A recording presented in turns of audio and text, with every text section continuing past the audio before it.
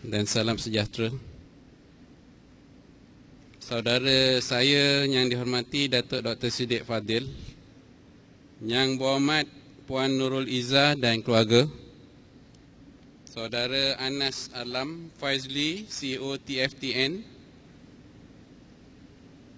dan Saudara Zulfikri Zameh, co-founder TFTN, para dev-dev kehormat, para tuan-tuan dan puan-puan dan para pelajar sekalian. Sebenarnya saya sangat bersyukur dan berterima kasih dijemput untuk memberi sedikit pandangan dan idea dalam convention ini. Tapi setelah mendengar apa yang Datuk Dr. Siddiq Fadil sebut, saya rasa macam segala poin saya dah tak relevan pula. Dan sebenarnya saya bermasalah nak prepare slide ni sebab saya rasa macam saya tak layak nak prepare slide-slide ni ya. Dan setelah mendengar Datuk Siddiq Fadil sebut tadi, I was hoping dia boleh teruskan lagi 2 jam, because I was enjoying what he was saying. Seronok apa dia cerita. Dan saya duduk situ, saya belajar sebenarnya. Jadi saya consider diri saya ni anak murid lah, Problemnya dia dah jalan pula. Tapi sekala jumpa dia ni saya seronok sebab dia ni Jawa. Dan kita pada satu rumpun yang sama. Saya juga nak sebut bahawa bila saya buat slide ni, saya argue banyak dengan isteri saya. Because isteri saya ini pengetua sekolah, masih jadi pengetua. Saya dah tak jadi pengetua universiti lagi ya, dah pencen. Dan isteri saya masih lagi jadi pengetua sekolah tinggi perempuan Melaka. And apa saya berbual dekat slide saya ini tak semestinya pendapat isteri saya. Banyak benda saya letak adalah pendapat saya sendiri, bukan isteri saya. So jangan kata, oh ini idea pada isteri saya, bukan. Tapi saya ini selalu bertengkar dengan isteri saya. Satu daripada rahsia kebahagiaan rumah tangga lah selalu bertengkar suami isteri. Siapa sebut dia suami isteri bahagia tak ada bertengkar sama tu, saya nak belajar lah kalau ada. Sebab yang saya tahu, saya dah kahwin dengan isteri saya 35 tahun. Dan 35 tahun ni maknanya semasa saya jadi student lagi saya dah kahwin. Dan semasa saya buat PhD, saya dah dapat anak dah. You all ramai lagi belum kahwin kan? So the slide yang saya bubuh ni adalah hasil pertengkaran dengan isteri saya, okay? I enjoyed that very much. By the way, saya ni adalah weekend husband sahaja. During the weekdays, isteri saya di Melaka jadi pengetua, saya di sini. Saya buat hal saya, dia buat hal dia. Weekend kita jumpa. Tapi bila berjumpa, saya akan most of the time senyap lah. When your wife is around, the husband keeps quiet. That's the secret of a happy marriage, by the way. Okey, itu latar belakang yang saya nak sebut. Satu, saya nak sebut lagi sekali, saya rasa saya tak berapa layak nak talk on this subject. Tapi oleh kerana saudara Zul jumpa saya dan dia dah terangkan sikit latar belakang conference ini, dan dia kata memang saya bebas untuk bercakap apa saja, so saya decide to put these slides in lah ya. Okay, first slide please. First thing yang saya nak sebut di sini adalah kerisauan saya seperti mana yang telah disebut oleh Datuk tadi. And I'm sure everyone is concerned tentang pencapaian pendidikan kita di Malaysia. Mengapa setelah billions of ringgit being spent on education, mengapa setelah pelbagai idea, pelbagai skim, pelbagai tak tahulah tapi kitanya performance macam ni. Something has gone wrong somewhere. Betul tak? Dan kita mesti sedar bahawa kita ni semua adalah product of the system. Something has gone wrong somewhere. Dan sebenarnya kalau kita tengok these figures di sini, it is very frightening, it's worrying, sangat-sangat merisaukan. Dan saya baru saja dengar pada saudara Zul tadi mengatakan bahawa Vietnam is better than us, dia kata. Dan dalam pembentangan ni saya nak share some ideas why I think it is like that. Tapi kalau saya lihat kan, it is not just in the schools.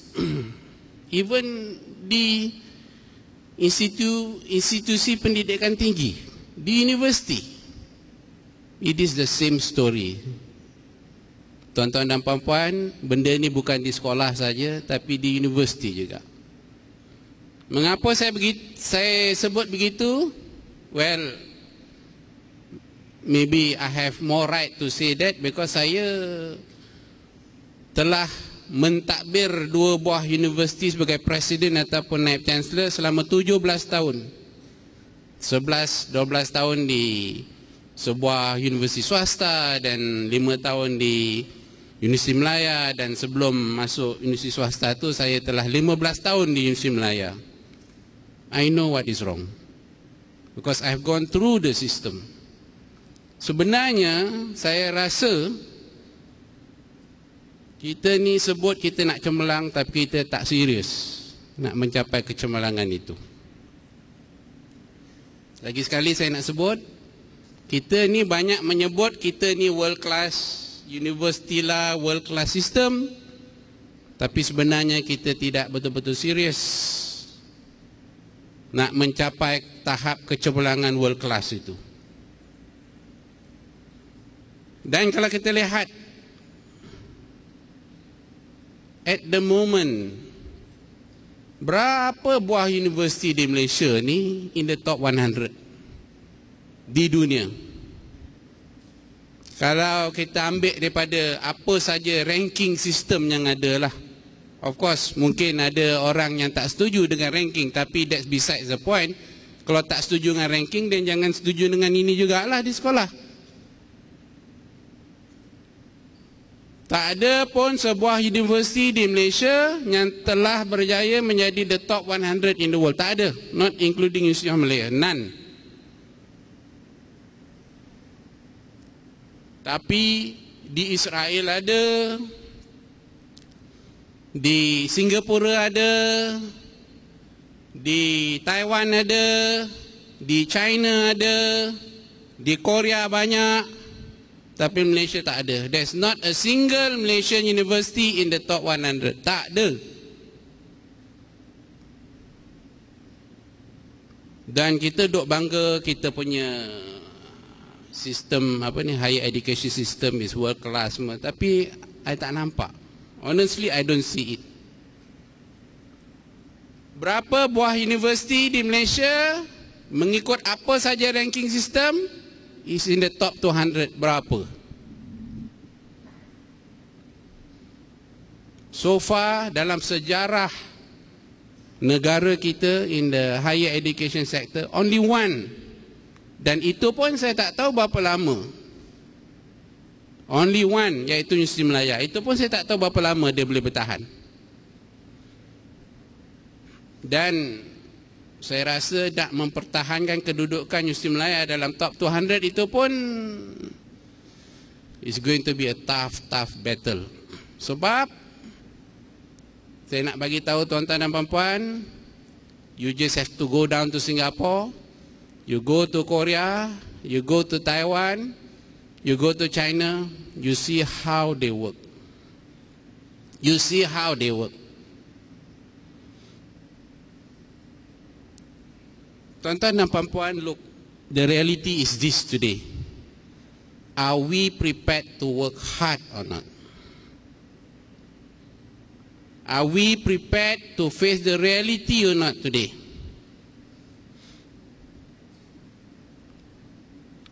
apabila saya jadi Naib Chancellor dan saya struggle lah to push the ranking of UM upwards. Again, mungkin tuan-tuan dan puan-puan tak setuju dengan perkataan ranking, dan kalau tak setuju, ini pun patut tak setuju. There's a lot of opposition. Banyak orang yang tak setuju, banyak orang yang tak selesa, banyak orang yang kata ini rekaan Yahudi, ini itulah, ini itulah. Tapi tak apa. Sebagai Naib Chancellor saya faham, I have to face all this. But kalau kita fikir, why is National University of Singapore, why is Nanyang Technological University keep driving the academics to perform, work harder, produce more? Why? They pay a lot dengan academics, but they expect a lot from them too. Okay, next slide. Sebenarnya ada satu slide miss. Next slide. Okay, saya nak bercakap pasal benda ni dulu. Performance variation across race. Again, saya nak sebut bahawa saya punya talk ni is not comprehensive. Saya take points here and there sebab saya rasa penceramah lain akan fill in the rest. Oleh kerana setengah jam saya diberi, saya nak pick out the most important thing yang selalu saya sangat concern. And one of the slide yang saya sangat concern adalah performance variation across bangsa. Dan saya rasa tak puas hati datang sini kalau saya tak sebut pasal this slide. And ini ada dia punya implikasi, dia punya roots in the school system juga. Mengapa tuan-tuan dan puan-puan setiap tahun kalau kita tengok buku convocation di UM yang dapat kepujian kelas pertama 95% adalah Cina. Padahal di UM the number of Malay student is more than the Chinese. Jumlah pelajar Bumi Putra di UM lebih daripada pelajar bukan bumi. Tapi bila first class honours melambat-lambat Cina, tapi Melayu tak ada. Di Akademi Pengajian Melayu bagi program Bachelor Sarjana Muda Pengajian Melayu, yang dapat first class honours ada Melayu, tapi Melayu daripada Singapura. What is wrong? What is wrong that kita orang Melayu tak dapat first class honours? Why?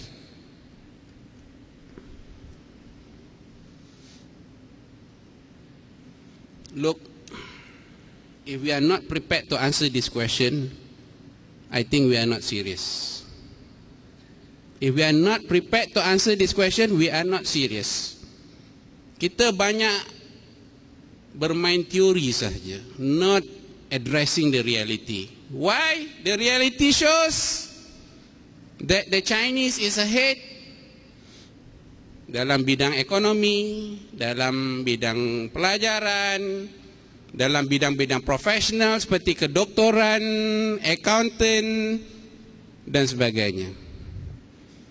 Mengapa tuan-tuan dan puan-puan sekolah-sekolah Cina get very little support from the government? Sekolah Melayu dapat all the support, tapi performance sekolah Cina lagi tinggi. Apa sebabnya? Saya harap sebenarnya isteri saya melarang raise this point. Don't raise this point. Cakap secara general. Tapi kita dah pencen kan. Dah pencen tak kisahlah.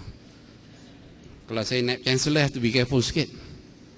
This is a good thing of being a pensioner lah kan, you know. But look, kalau kita sayang bangsa kita, kalau kita betul-betul nak majukan bangsa kita, we have to work as hard as the Chinese. We have to work as hard as the Chinese. We have to be as entrepreneurial as the Chinese.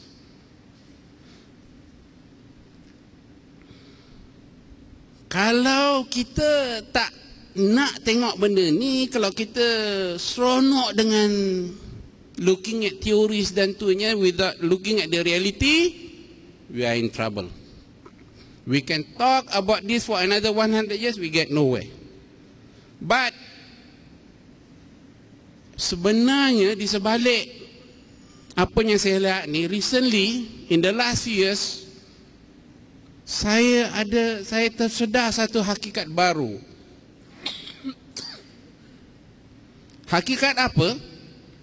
Hakikat bahawa mungkin generasi muda sekarang ni adalah jenis Melayu yang lain daripada generasi yang lepas, yang lama.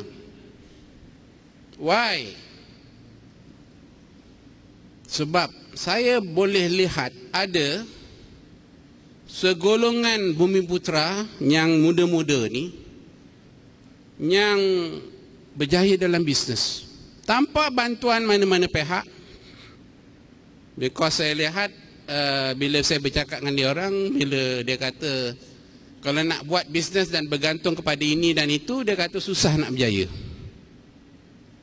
Why susah nak berjaya? Well, isu-isu corruption lah, itulah ini. You nak dapat loan 10% you kena bagi bank officer. You percaya tak? You mohon loan buat bisnes, you tak akan dapat. Kalau apa?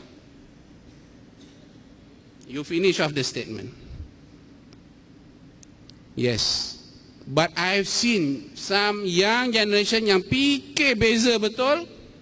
Dia boleh berjaya dalam bisnes without getting any assistance from anybody by using their brain. And this is generasi Melayu yang baru.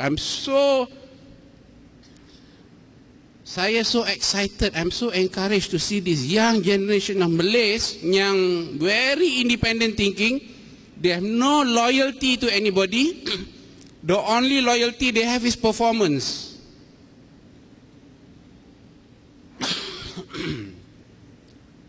And they are brave to venture lah. Itu many areas. So saya harapkan, oleh kerana saya lihat banyak golongan muda di sini, kita mesti berani untuk buat benda-benda yang orang lain tak nak buat atau tak berani nak buat. Dan bila saya tengok muka-muka yang banyak yang muda-muda ni, you all ni has the lowest worry untuk kegagalan.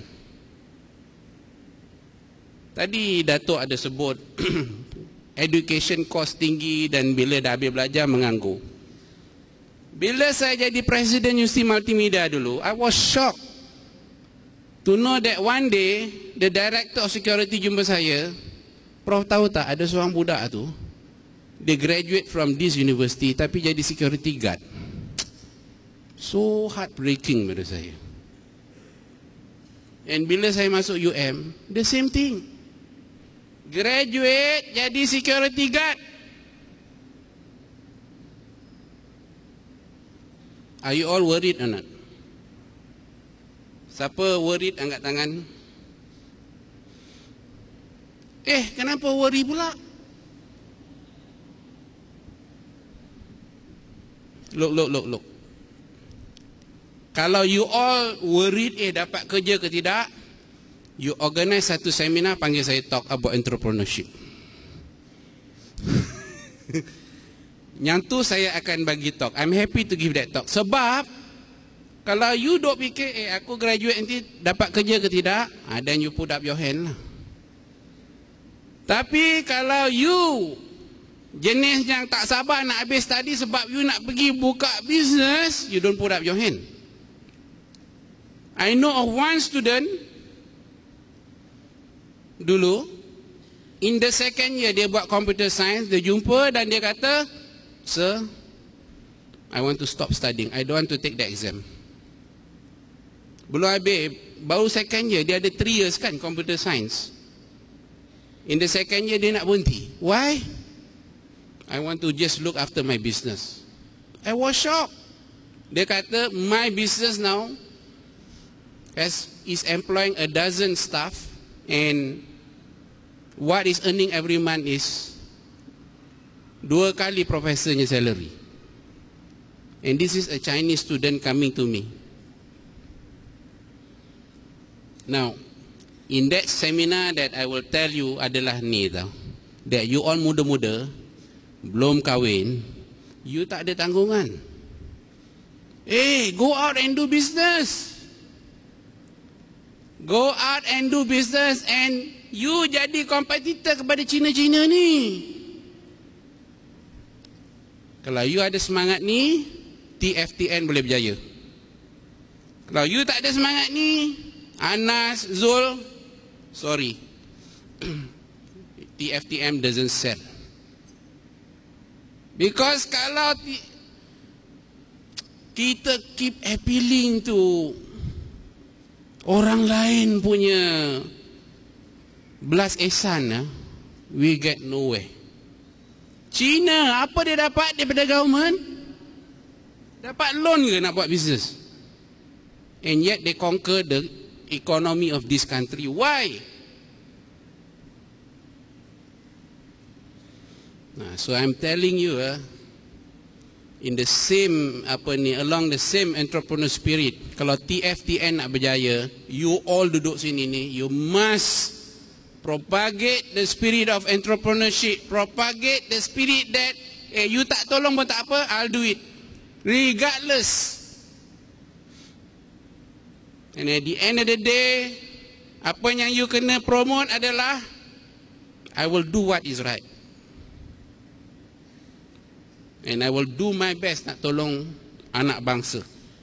Not that kita nak prejudice against bangsa lain, tapi orang Melayu perlu pertolongan untuk mengubah minda. Dan bila kita ubah minda, kita ubah jadi performance driven, doesn't mean that kita lupa agama kita. Siapa kata? Not at all. Saya duduk dekat Subang Jaya, saya compare 5 tahun lepas dengan sekarang. Waktu maghrib ni lebih ramai generasi muda datang sembahyang compare dulu. Dulu orang pencen kan. Tapi you will be surprised. Sembahyang tarawih, they have to expand, bubuh kemah kat luar. And yang fill it up siapa?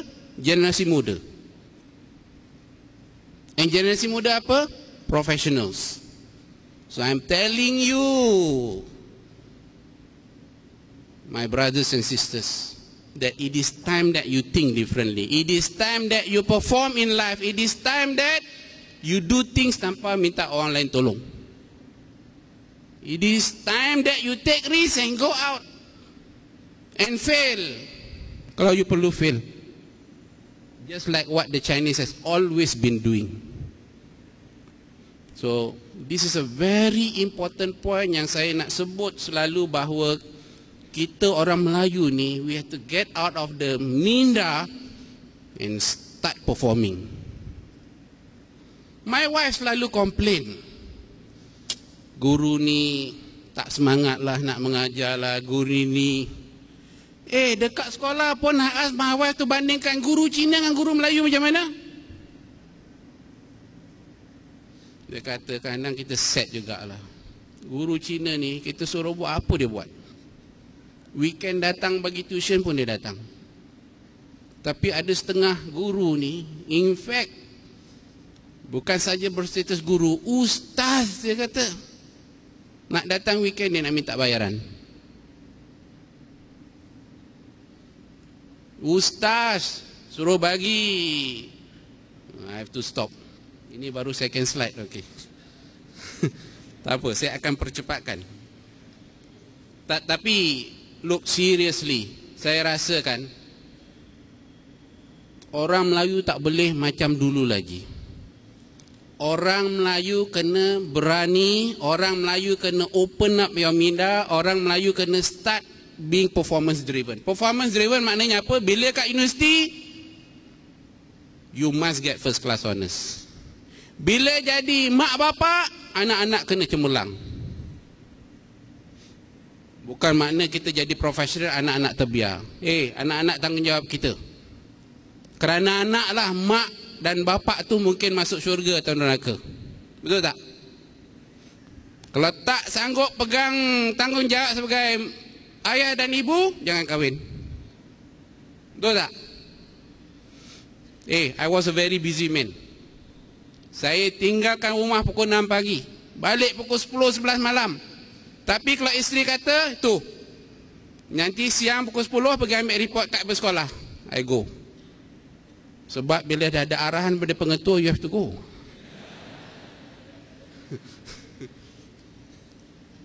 Because I realize one thing.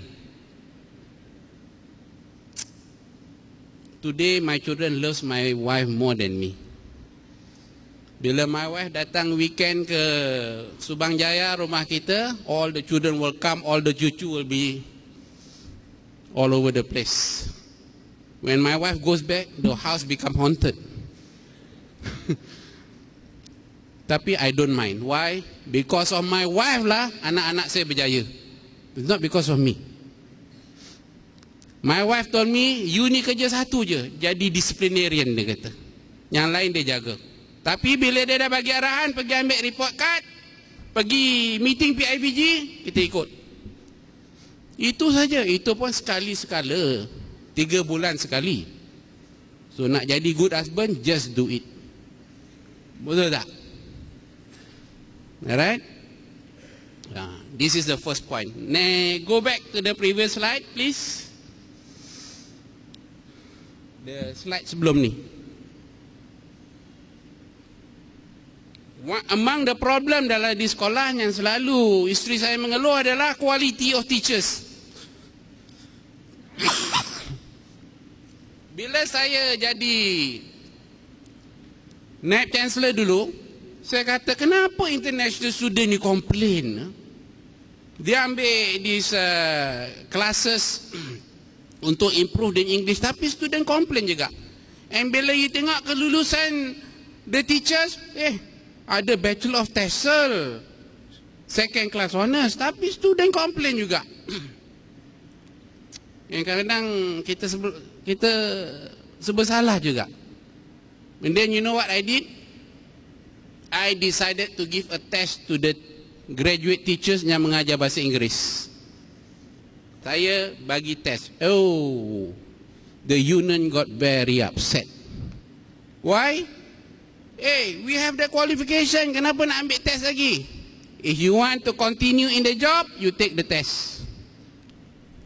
So kita set satu essay, kita appoint a professor in English to mark the essay. Percaya ke tidak, 60% fail the essay test. 60% fail the English test. Now I understand why the foreign students are complaining. So 40% lulus. Then dia kata, oh unfair, we were under stress, we were given last minute notice. Okay, do a re-examination. Bila buat re-examination, 30% still fail. Didn't make it. What is this? Dah ada bachelor in TESOL and you still fail an essay test? And the essay test could be as simple as what I would want to do in 10 years time. Write a 150 words essay. Simple. 30% fail the test. Now, this is, I don't know, something is wrong with the Bachelor of TESOL somewhere lah kot. I wouldn't say which university. Kalau TESOL, teaching of English as second language, had a problem, what do you think would be in Bachelor in Mathematics? Nak mengajar bahasa, nak mengajar subjek matematik. Don't you think there's the same problem? Nak mengajar subjek Science. Don't you think there's the same problem? This is the root of the problem. The quality is not there. Itu saja, simple as that. And I think the universities have to be very serious to really look at the issue of quality. Because kalau kita continue to just believe what the degree says, I think we are in trouble.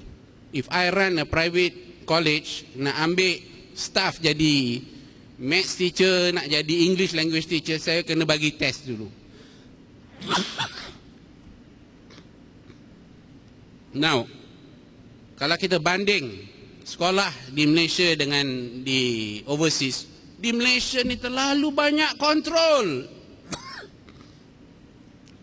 The principal, the senior teachers tak ada ruang untuk creativity. Sorry. Alright. Parent punya commitment.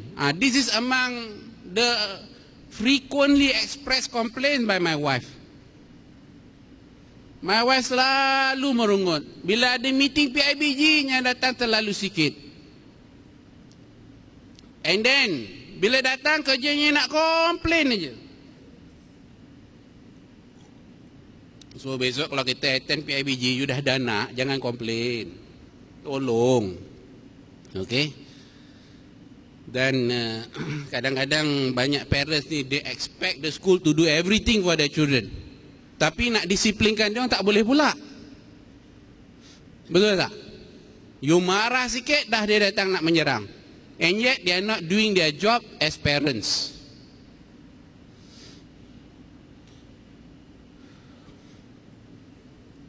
Dan bukan tu saja. Pada saya, the role of the principal semua ni must be different from now. Kita duk komplain sekolah tak cukup peralatan, sekolah tak cukup ini dan sebagainya. Tapi we do not give the power and the scope for the principals to go out. Di negara lain, the principals have to go out, look for money. Because kitanya sistem adalah sistem di mana kita sentiasa bergantung pada kerajaan. We should make the schools more independent and the principals to be more entrepreneurial in nature.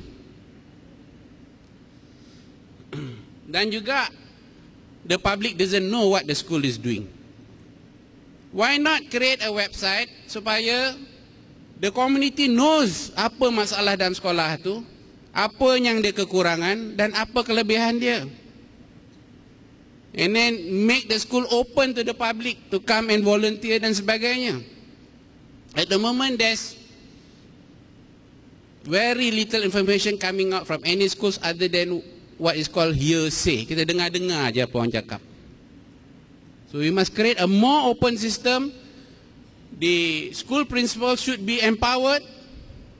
The senior teachers should be allowed to do things yang that doesn't conform to traditional systems dan sebagainya. Okay, next slide. Next slide. Saya sangat setuju dengan what TFTN is doing. Sebenarnya you all are very honorable people lah. Saya kagum. Thanks to both of you. Because apa you buat ni sangat mulia, yang saya rasa diri saya sendiri tak boleh buat.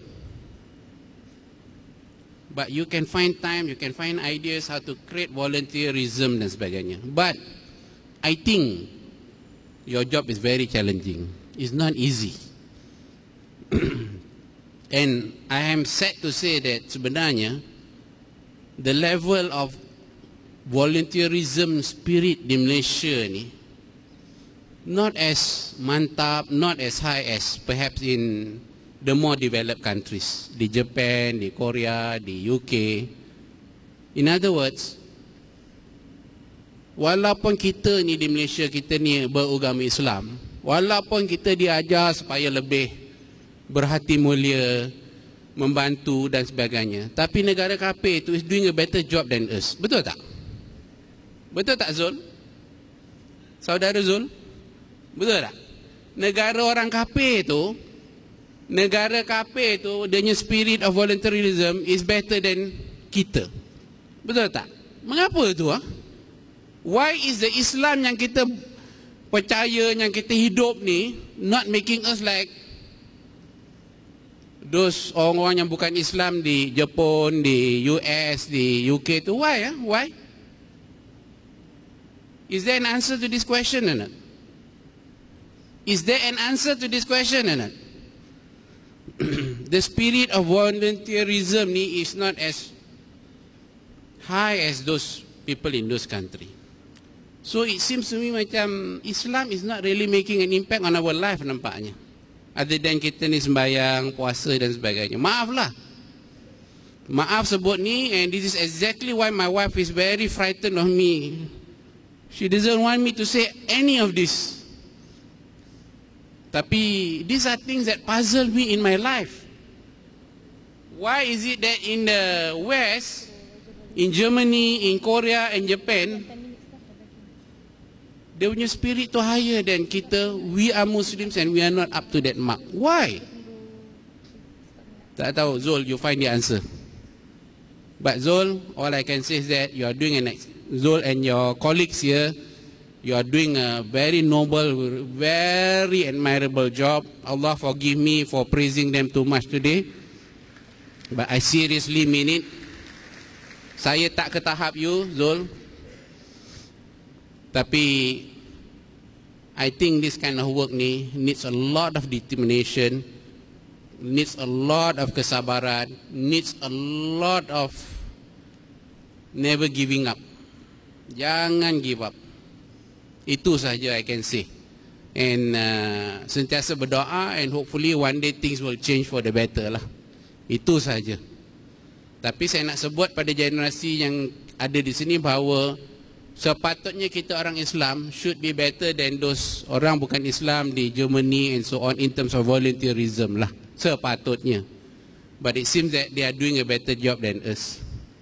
And there are things in those country where, that's why pernah orang sebutkan, kalau kita pergi Germany, there is Islam but no very little Muslims, betul tak? Whereas bila kita pergi negara Arab, there are plenty of Muslims but very little of Islam. Have you heard of this? Yeah. It is interesting. Satu contoh lagi. Kalau di Jepun, saya pernah tengok ni, dia bawa anjing dia jalan. And then anjing tu buang najis.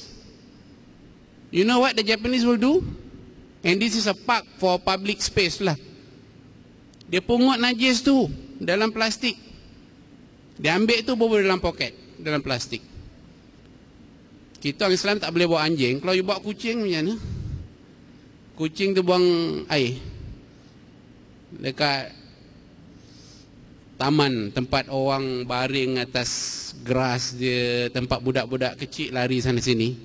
Apa kita buat dengan najis kucing tu? Kita buat tak tahu kan? Tapi Jepun pungut, wrap dalam plastik, simpan dalam poket, pergi buang dalam tong sampah. I've seen this with my own eyes. That means walaupun dia orang bukan Islam, tapi tahap etika dia is a very different level. Betul tak? And yet we are Muslims, the level of ethics is not to that level. Betul tak? So this we have to think seriously. Next slide.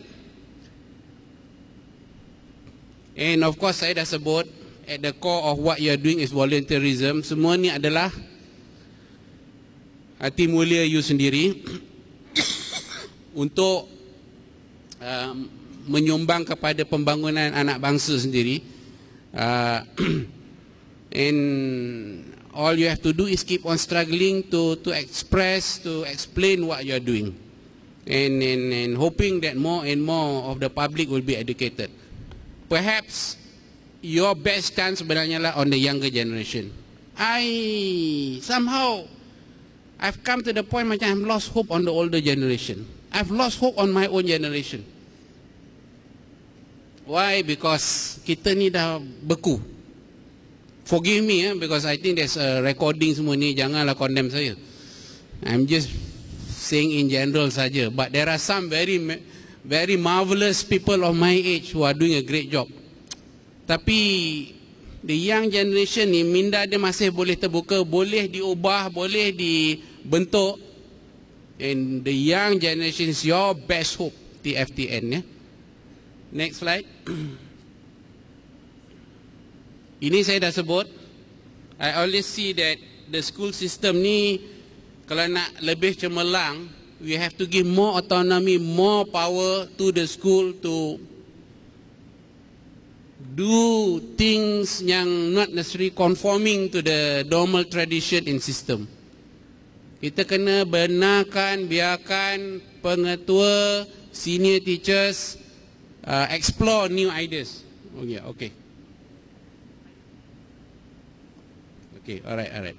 Just one last 1 minute. Okay. And I mentioned this. And another very good system, kalau boleh, the government bagi incentive. Kalau sekolah boleh raise RM1, government bagi RM1. There's incentive for the principal to work hard and raise money. At the moment, it's all through PIBG. Suruh orang-orang PIBG yang a lot of them pun dah tak ada idea kadang to do this job. But if a back-to-back scheme boleh di-create, saya rasa there's a greater hope for the work of TFTM untuk berjaya. Now I have to stop, dah 2 pieces of paper datang. This means they are serious of stopping me. Minta maaf banyak-banyak what I have said di sini. They are not sanctioned by my wife. My wife doesn't agree with 80% of what I said. But honestly, I come from a university environment where I managed 2 universities, and I think there are a lot of issues to be addressed. I'm very sure about that. Some I leave it to the politicians to debate. I only want to see from the bangsa punya perspektif, di mana saya rasa bangsa Melayu ni kena ubah lah. We cannot go on macam dulu lagi. Dan saya sangat penuh optimism, sangat mempunyai harapan tinggi kepada the young generation. Tapi I want the young generation to work very hard like what the Chinese do now. Kenapa China semakin kaya tiap hari? Bukan China di Malaysia, China di China. They can go around the world and buy everything now. And we have to work as hard as them. We have to be entrepreneurial as them. And then ada harapan untuk bangsa Melayu selesaikan isu-isu berkaitan dengan TFTM. Kalau kita sentiasa dilanda kekurangan wang, kemiskinan dan sebagainya, is a tougher struggle, I think. Anyway, I have to stop. Saya minta maaf sekali lagi kalau ada apa-apa yang saya sebut tak kena. Kalau orang melihat video ni dekat YouTube, maafkan saya. Saya ni kalau dapat mic kadang-kadang saya terlupa.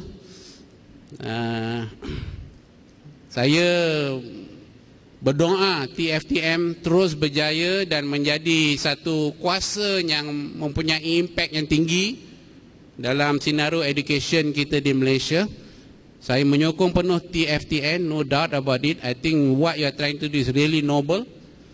And the last duty di podium ni adalah untuk saya mengatakan bahawa kita setuju kita rasmikan kelab mahasiswa TFTM. Sekian, wabillahi taufik wa hidayah. Assalamualaikum warahmatullahi wabarakatuh.